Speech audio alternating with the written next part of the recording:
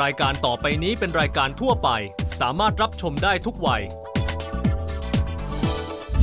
ความขัดแย้งมันก็เหมือนเพื่อนบ้านบางทีเราก็ระหว่างเพื่อนบ้านยังมีเรื่องเล็กๆน้อยๆทะเลาะกันผมคิดว่ามันไม่ควรจะเป็นเพลงหลักของทั้งสองประเทศหรือว่าจีนกับอาเซียนเราต้องมองว่าการพัฒนาของจีนอาเซียนเติบโตทุกปีแล้วก็มีสินค้าที่ขนมาจากอาเซียนมาถึงจีนแล้วก็จีนส่งรายการออกไปก็ดีมันเติบโตทุกปีมันทำให้ทั้งสองฝ่ายมีส่วนช่วยทั้งสองฝ่ายได้ผลประโยชน์ด้วย I think whether or not you have any immediate increase or decrease in mutual benefit, the direction is good. The direction is about doing business. The direction is about making friends. The direction is about solving problems. It's not to assert self-interest, to assert power, and to treat other people, some other people like in the colonies, or like a colonialist in the past.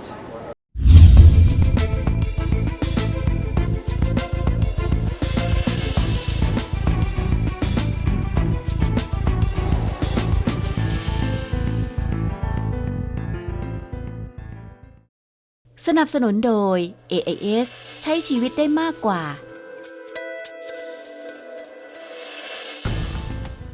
ใหม่ MG3 ชีวิตไหนสไตล์ไหนก็ฟัน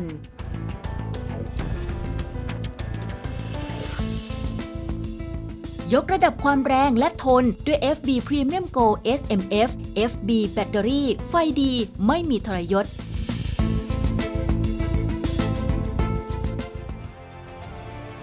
เส้นทางสายไหมในประวัติศาสตร์จีนมีหลายแนวเส้นทางขนส่งสินค้าหนึ่งในนั้นก็คือช่องทางการค้าผ่านมาทางทะเลจีนใต้ลงไปยังช่องแคบมะละกาผ่านภูมิภาคเอเชียตะวันออกเฉียงใต้เข้าสู่มหาสมุทรอินเดียและเชื่อมต่อภูมิภาคตะวันออกกลางทวีปแอฟริกาและยุโรปซึ่งเรียกว่าเส้นทางสายไหมทางทะเลหรือ Maritime Silk Road สีจิ้นผิงประธานาธิบดีของจีนได้หยิบยกคำนี้ขึ้นมากล่าวในระหว่างการเดินทางทัวร์ประเทศอาเซียนเมื่อปลายปี 2013 โดยได้กล่าวว่าเอเชียตะวันออกเฉียงใต้คือหนึ่งในเขตสำคัญของเส้นทางสายไหมทางทะเลจีนพร้อมที่จะเพิ่มความร่วมมือทางทะเลกับประเทศอาเซียน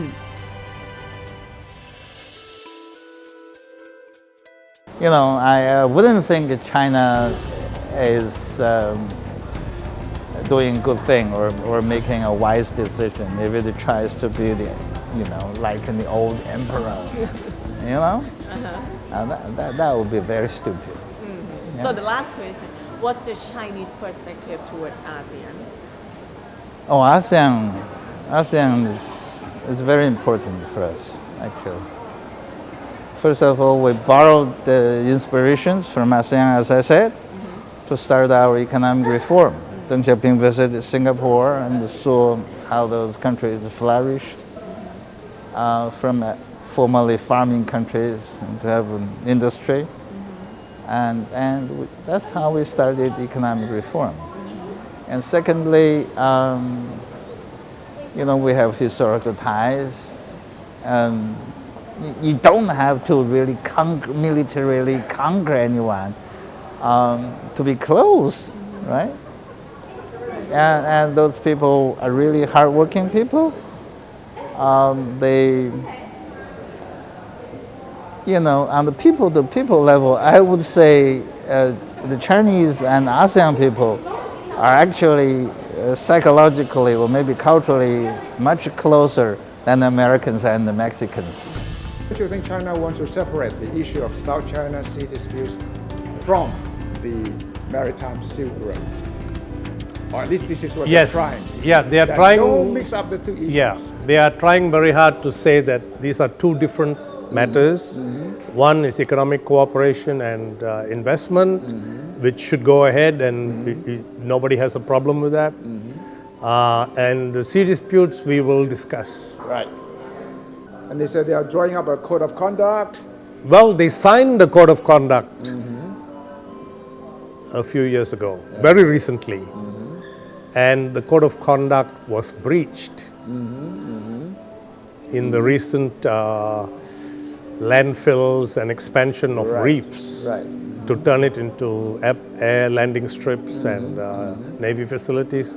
So you must sympathize with the ASEAN countries when they seem to have serious doubt about treating the South China Sea disputes as a separate matter. But not all ASEAN countries feel the same No. way. Cambodia is anyway not particularly involved in the sea. No. Laos is definitely not, it's landlocked.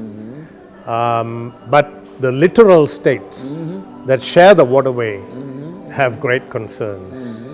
And they don't see an internationally acceptable framework of resolution. That is the problem. And we don't know how that's going to be resolved, but it cannot be left to fester because it just loses trust the longer it sits there and the longer more action is taken on building up bases and military points. Do you think China realizes that this is a real setback if they do not resolve the South China Sea issue before they embark on this major issue of the One Belt, One Road initiative? It's a big country. It's a massive country. It is, yeah. And the governance of China is not necessarily monolithic. No. It's not one voice for everything. No. So, although it's not apparent to outsiders. yeah, it's not apparent to us. They say, look, your government. But what do you mean by government in China? Yeah. There is central, there is provincial. Yeah, the military right? leaders, the academics. So the here you have a situation bureaucrats. where there is a very focused military strategy, very focused military strategy with the capacity to do what they want. Right. The political leadership is trying very hard to have harmony and discussions, etc. But the military seems to have a timeline of their own, which is separate from the political timeline or flexibility. Yes. The military has no flexibility from the actions we see so far. So how China resolves its gearing up between military activity and political discussion is something everybody is watching. But don't you think China would say, hey, the benefits of maritime Silk Road, One Belt, One Road, far, far outweighs the South China Sea thing. So, forget about South China Sea. Let's go look into the future and let's work on this together. That may be the proposition, but which ASEAN leader can trade away his sovereignty? Which ASEAN leader can say, oh, that's okay, you can come and squat on my territory and I'll pretend you're not there. And then give us money to build railroads, and then we'll go and do high-speed some, train. No, you don't think that is possible? Which ASEAN leader has come out to say the South China Sea is China's territory? Of course not. Why is nobody coming out to say China is right? Of course not. Because any leader who says that in ASEAN would lose the next election or the popular support. Yeah. So the citizens have a great concern about what this means to their integrity of their national territory. And that is repeated all around the South China Sea. And there is What would be your advice to the Chinese government if they ask you, hey, what do we do? I'm the last person on earth who could be advising any government. I'm a political analyst and I analyze what I see and what is not revealed. Okay? That's my job. My job is not to advise. But your job is governments. also to propose solutions, Well, options. the simple thing to do, I guess, when any dispute on territory takes place, is to talk to ASEAN openly, come to an agreement that you fulfill. Yes. In this case, recently, that was breached. There was an agreement, it was breached. So now the onus is on China to come forward with how this is going to be resolved or how we are going to all participate in this. That is not me and you, mine and yours.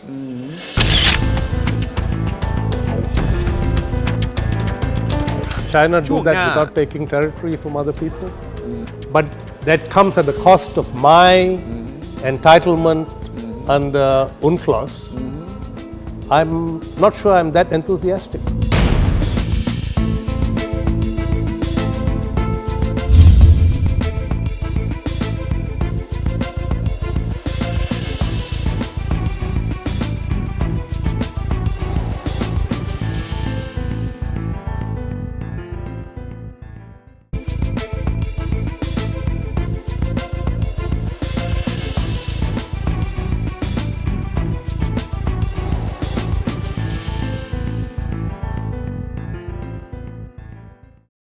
สนับสนุนโดย AIS ใช้ชีวิตได้มากกว่า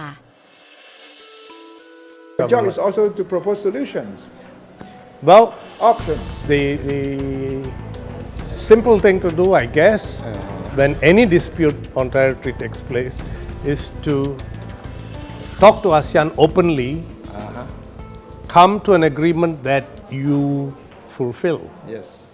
In this case, recently, that was breached. There was an agreement, it was breached. So now the onus is on China to come forward with how this is going to be resolved or how we are going to all participate in this.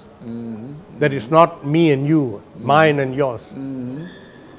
You know? The Chinese is trying to use the bilateral approach rather than a multilateral approach. Is that right? Well, they prefer one-on-one discussions rather than sit with.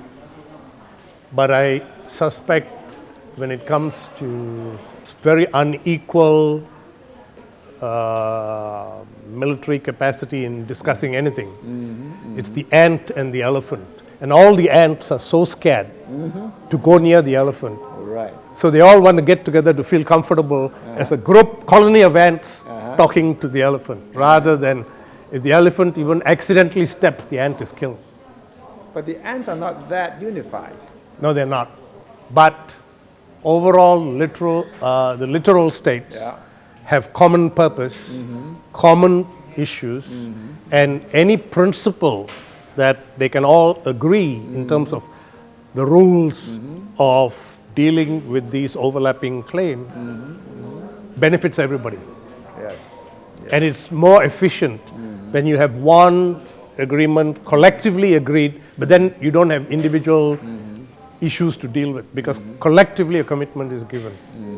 So that's far more efficient in what is a common problem for everybody. Yes. But don't you think that in one sense, China's new role, more active role, could balance the power from the United States, from Japan? So some ASEAN countries might see this as a positive sign that, hey, let us, allow China to play this big brother's role so that we can then show the Americans, Europeans that, we have the big brother on our side too, so be careful. Balance of power game. Well, it's a fair point, but can China do that without taking territory from other people? I mean, to say that we would like China to play a big power role in the South China Sea is fine, but that comes at the cost of my entitlement under UNCLOS. I'm not sure I'm that enthusiastic. But China is saying we are not taking other people's territory. It's ours. They're saying that. 90% of the South China Sea is ours. Yes. There is the problem. Yes. Didn't you hear? Nobody else agrees. Who agrees to that? No, didn't you hear the other day the Chinese general said, the name is South China Sea, so it belongs to China. Did you hear that? Yeah. Well, the Indian Ocean is called Indian Ocean, so the whole of the Indian Ocean, the Arabian Sea should belong to Saudi Arabia. I mean, come on, how ridiculous can you get? Well, right? I'm trying. This is the debating point. To but reflect what China is. Sure. Yeah. But this is the problem for ASEAN. Yeah. Every single littoral state of ASEAN faces the same overlapping claim, thousands of miles from landmass of China and 100 miles from their shore. That's right. So how they can ignore it is a big question mark. Which leader can actually say, okay, China, come in and take it, and in return send your warships so we can get the Americans out? Yeah. I mean, it doesn't add up. So you're suggesting that China must first resolve the South China Sea dispute Absolutely. before they think that this maritime Silk Road, the One Belt, One Road concept will have a chance of great success. I would say there are individual ASEAN leaders willing to go forward on the maritime economic and logistics, willing to go forward. I think most of them are willing to go forward, but they are also asking, when will you resolve this? You can't leave it forever in this unclear, murky situation, because it's also our resource. And the moment there is a discovery of oil and gas undersea, how do we resolve that? Good point. But it's a point that they have to face full on. They cannot Postpone it forever. Or hide it under the bed, or escape from discussing what needs to be discussed and resolved. Mr. Haijo, as you're a young generation of this world, what do you think of the Maritime Silk Road One Belt One Road initiative? One Belt One Road initiative. Okay, so actually my gut feeling that the first word that comes into my mind is quite empty. Frankly speaking, I think the government should explain more what it is about. It's an initiative, but what is concrete? What will happen next? How it's going to impact on our life? How it's going to impact our experience in Southeast Asia? For example, if we go to Southeast Asia, we really need more details. Yeah. I don't think it's a typical younger generation's view, but it's like every person's view, or I can't say everyone, but most of the people will think that in this way. But the thing is, the younger generation, they're quite different from the elders. While the elders, they are more they are more, get used to that, listening to the government. The younger generation can be more critical. Yeah, so that's my thinking. So you mean it's this initiative, a lot of people saying that it's a good initiative between ASEAN and China to be more cooperation together.